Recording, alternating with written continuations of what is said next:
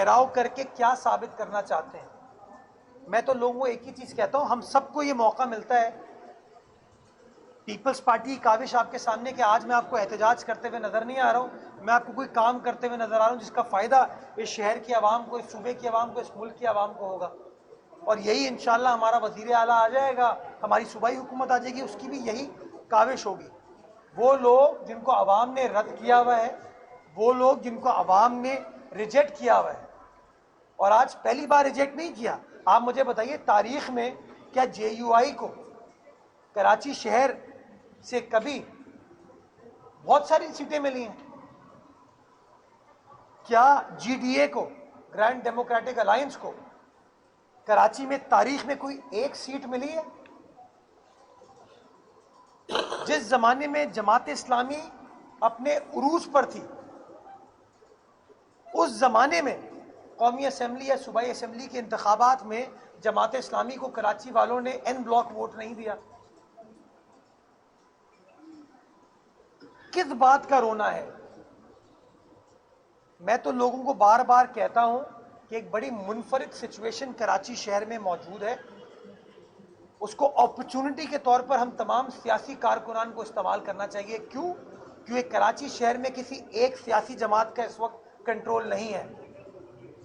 कराची शहर के अंदर बल्दिया उज़्मा कराची हो या 13 टाउन्स हो, पीपल्स पार्टी है, और सिंध हुकूमत पीपल्स पार्टी की है। कराची शहर के अंदर 9 टाउन्स में जमात इस्लामी है। कराची शहर में 3 टाउन्स में पाकिस्तान तहरीके इंसाफ है। कराची शहर के अंदर 15 कौमी असेंबली की नशिस्तों के ऊपर मुत्तहदा कौमी मूवमेंट है, और 7 नशिस्तों पर पाकिस्तान पीपल्स पार्टी है। यानी कि 4 सियासी जमातों का शहर में एक स्टेक है इस वक्त। तो क्यों ना हम लोग कंपीट करें एक दूसरे के खिलाफ, काम करने में, नारे लगाने में नहीं, वॉल चौकिंग में नहीं, अपनी जो पब्लिक की अमलाक है उसको नुकसान पहुंचाने में नहीं। आए सब साथ बैठे और बैठकर कराची वालों को बताएं कि हम आपके मसाइल कैसे हल कर सकते हैं। बाकी सड़कों को ब्लॉक करके, एहतजाज करके, शोर शराबा करके अगर मसाइल हल हो रहे होते तो मेरे ख्याल में नईमुर रहमान साहब इस वक्त अक़वाम मुत्तहदा के सेक्रेटरी जनरल बन चुके होते, हलीम आदिल शेख साहब OIC के सेक्रेटरी जनरल बन चुके होते, और GDA वाले मेरे ख्याल में तमाम सोलर सिस्टम को चलाने वाले कोई सोलर पैनल बन चुके होते। तो यार इन चीज़ों से बाहर निकलिए। ये कौम, ये शहर, ये सूबा, ये मुल्क काम डिजर्व करता है। हम सबको काम करना चाहिए, लोगों के मसाइल को हल करना चाहिए। मेरा आपसे सवाल ये है कि ये बताइए कि KMC में बॉलिंग एरिना बनने जा रहा है, तो इस बॉलिंग एरिना को KMC अपने फंड से बनाएगी सिटी गवर्नमेंट, या फिर ये प्राइवेट पार्टनरशिप के तहत बनेगा? जो इस वक्त स्ट्रक्चर मौजूद है ना, ये जो आपको नजर आ रहा है, ये KMC के पैसों से बना है, लेकिन बनने के बाद ये ऐसे ही पड़ा हुआ था। और आज से नहीं, साल से बड़े मेयर आए, बड़े एडमिनिस्ट्रेटर आए, इसकी हालत ज़ार तब्दील नहीं हुई। हमने फैसला किया कि बजाय इसके कि ये इमारत बंद पड़ी रहे, इसको कोई इस्तेमाल ना कर सके, और ये जो फॉल सीलिंग है, फर्श है, टाइल्स हैं, खिड़कियां हैं, ये सब तबाह हो जाए, हमने कहा क्यों ना इसको इस्तेमाल किया जाए।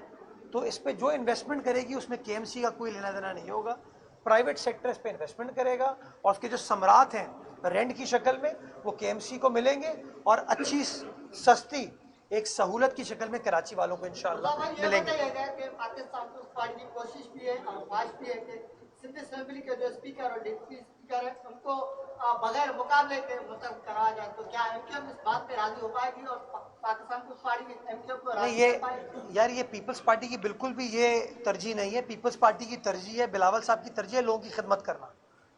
बाकी 2/3 अक्सरियत हमारे पास है, स्पीकर भी हम इलेक्ट करेंगे, डिप्टी स्पीकर भी हम इलेक्ट करेंगे, और लीडर ऑफ द हाउस भी इंशाल्लाह हम इलेक्ट करेंगे। इनके पास लीडर ऑफ द ऑपोजिशन वाली चीज़ आएगी।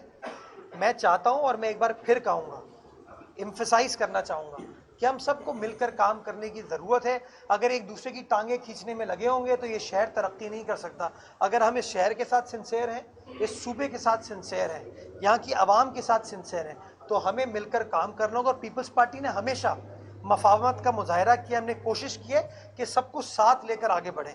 तो हम तो ये ऑफर करेंगे, आइए अच्छे माहौल को क्रिएट कीजिए, अफरा तफरी ख़त्म कीजिए, गलत काम करें तनकीद करें, अच्छा काम करें हमारे साथ खड़े हो, मिलकर चीज़ों को बेहतर कर सकते हैं। तो मैं उम्मीद करता हूँ कि आने वाले वक्त में ये लोग होश से काम लेंगे और जो जोश वाले भी हैं वो जोश के साथ होश को इनकॉर्पोरेट करेंगे और मिलकर हम इंशाअल्लाह यहाँ की आवाम की खिदमत कर पाएंगे। मुर्तज़ा भाई, कराची का एक बड़ा मसला स्टेट का है।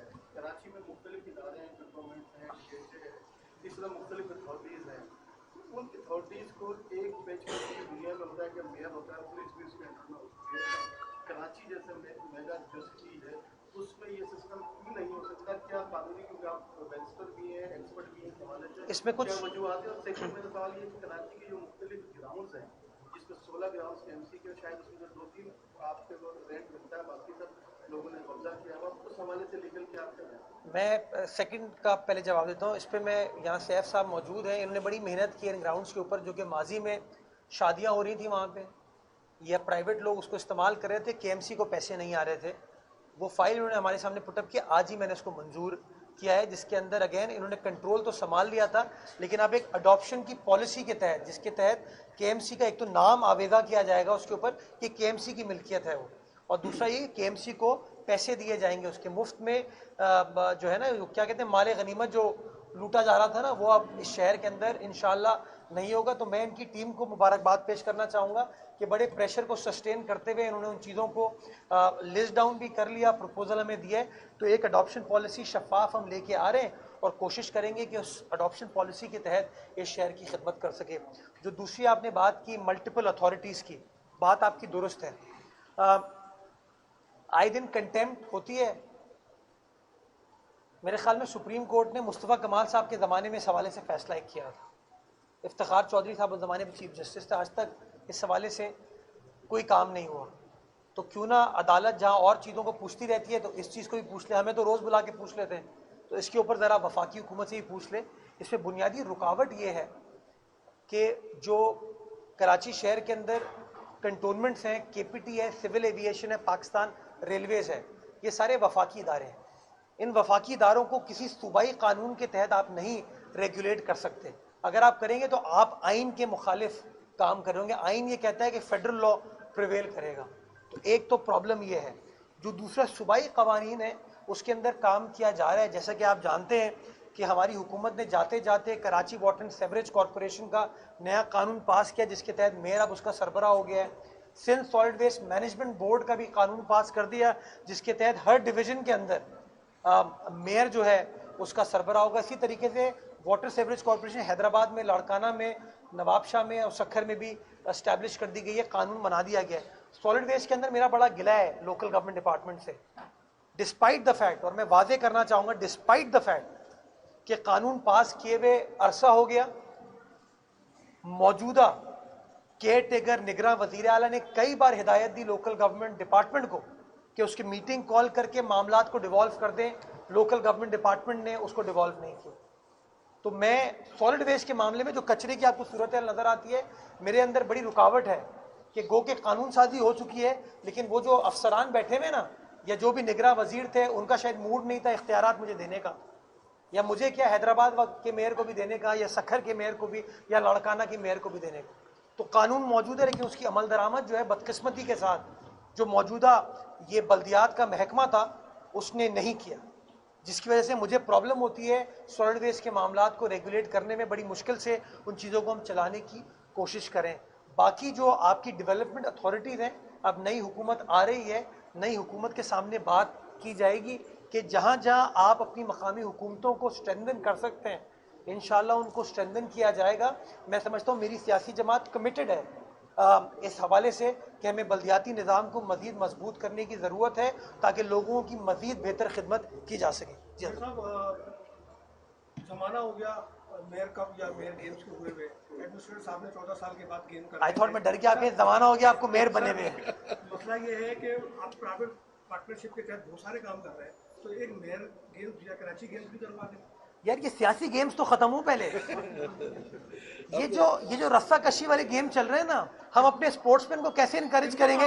सुने तो सही, वो क्या रस्साकशी को इंग्लिश में क्या कहते हैं, वो टग ऑफ वॉर, हम स्कूल में करते थे। तो वो जो टग ऑफ वॉर होती है या रस्साकशी होती है, वो मैं एथलीट से तब करा पाऊंगा ना जब हम काउंसिल के मामलात में लड़ाई झगड़ा खत्म हो जाएगा। यार इंतखाबात हो गए, अभी भी एहतजाज चल रहा है। अभी सूबाई और कौमी इंतखाबात हो गए तो वहाँ इन्होंने एहतजाज शुरू कर दिया। मैं समझता हूँ एहतजाज करें, तरीके से करें, लोगों को तकलीफ नहीं होनी चाहिए। इंशाल्लाह इस सियासी रसाकशी के मामलात को जल्द रिजॉल्व करने में कामयाब होंगे और उसके बाद इंशाल्लाह गेम्स कराएंगे। मेरा एक इरादा है, क्योंकि स्पोर्ट्स फैसिलिटीज़ में मैं खुद साथी तौर पर बड़ी दिलचस्पी लेता हूँ। बिलावल साहब चाहते हैं कि इन सेंटर्स को स्टैब्लिश किया जाए। आपने देखा है ककरी ग्राउंड, गिजरी है, इब्राहिम हैदरी, शेरपाव कॉलोनी का स्टार ग्राउंड, अभी बख्तियारी यूथ सेंटर हमारा बन रहा है, हिल पार्क, सफारी पार्क, ये हमारा KMC स्पोर्ट्स कॉम्प्लेक्स। हम चाहते हैं कि पहला कराची का फुटबॉल टूर्नामेंट स्टार्ट किया जाए, जिसमें या तो डिस्ट्रिक्ट वाइज कंपटीशन होगा या टाउन वाइज कंपटीशन होगा, और बड़े पैमाने पर हम अपने लोकल ग्राउंड्स पे वो इवेंट कराना चाहेंगे। तो इंशाल्लाह उसके ऊपर मैं काम कर रहा हूँ। तो फुटबॉल, हॉकी, क्रिकेट को इस तरीके से हम करना चाहेंगे। उसके बाद एक बड़े पैमाने पे कराची गेम्स अगर करने की नीयत है हमारी, इंशाल्लाह उसको भी हम करवा के देंगे। अभी तो माशाल्लाह सिंध गेम्स हो रहे हैं, उसको भी हम सपोर्ट करेंगे। अच्छा मतलब एक नया सवाल आपका तो हो गया ना। जिला वस्ती भी असां जो आ बाबा, हाँ दिल मोहम्मद भी असां जो आ, जिला वस्ती जी अवाम असां जी आ। तो बिलावल साहब अपने कारकुनान जो कि गासिबों के शर से महफूज नहीं रहे इलेक्शन के प्रोसेस में, जिनको नुकसान हुआ, शहादतें हुई, उनके ख़ानदान से मिलने के लिए आ रहे हैं, ताज़ियत करने के लिए आ रहे हैं। और मैं समझता हूँ ये फ़र्क है बिलावल साहब में और बाकी लोगों में, कि बाकी लोग तो कहीं आने का तसव्वुर ही नहीं करते या अपने पास बुला लेते हैं ताज़ियत करने के लिए। बिलावल साहब माशाल्लाह वो नौजवान अवामी लीडर है जो कि अवाम के दरमियान रहना चाहता है, रहता है और इंशाअल्लाह मुस्तकबिल में भी रहेगा। अच्छा मुझे मेरा सवाल ये है कि सिंध की गवर्नरशिप जो है वो नून लीग को दे दी गई इस पार्टी ने म्यूचुअल अंडरस्टैंडिंग के साथ। अब उसमें जो है MQM अपना उम्मीदवार लाना चाह रही है और पीपल्स पार्टी अपना PMLN, और MQM में ये अंडरस्टैंडिंग हो रही है कि नून लीग का गवर्नर नहीं बनेगा, गवर्नर MQM का आएगा। तो क्या इस पार्टी इस चीज़ को मंजूर कर ली है खामोशी से? हम भी एहतजाज करें, फिर वो सड़कें ब्लॉक कर दें। हाँ आपने नून लीग से मेरा गवर्नर देखिए, हमने नून लीग को कुछ शराइत के ऊपर उनके साथ इत्तेहाद में आए हैं, और मैं समझता हूँ हमारी भी जिम्मेदारी है और नून लीग की भी जिम्मेदारी है कि उन शराइत को मनोवन फॉलो करें। तो हमने चूँकि सिंध में जिस बड़े पैमाने पर पाकिस्तान पीपल्स पार्टी को सपोर्ट किया गया, वोट मिले, हमने तो उनके सामने कहा था कि जी सिंध का गवर्नर भी पाकिस्तान पीपल्स पार्टी का होना चाहिए। लेकिन फिर अंडरस्टैंडिंग ये हो गई कि पंजाब का गवर्नर पीपल्स पार्टी को मिलेगा और सिंध का गवर्नर जो है वो नून लीग को मिलेगा। तो मुआहिदा है नून लीग को देने का। तो अगर MQM नून लीग में जम हो रही है तो बेशक नो प्रॉब्लम, लेकिन अगर MQM अलग है, नून लीग अलग है, तो मैं समझता हूँ फिर वो उस मुआहिदे की पासदारी नहीं कर रहे। तो मैं समझता हूँ हमें कोशिश ये करनी चाहिए कि जो अंडरस्टैंडिंग हुई है, जो अग्रीमेंट हुआ है, उसकी पासदारी की जाए। अगर नून लीग को MQM को गवर्नरशिप देनी थी या देनी है तो उनको फिर पीपल्स पार्टी से ये मुआहिदा नहीं करना चाहिए था। चूँकि उन्होंने हमसे मुआहिदा किया है, मैं उम्मीद करता हूँ कि मियाँ शहबाज शरीफ साहब भी, मियाँ नवाज शरीफ भी और नून लीग की सारी हुकूमत इंशाअल्लाह उस मुआहिदे का, उस अंडरस्टैंडिंग की पासदारी करेगी। और जो कमिटमेंट दो तरफा हुए हैं उन कमिटमेंट्स को इंशाअल्लाह मनोवन फॉलो किया जाएगा। हम यही चाहते हैं। बहुत शुक्रिया।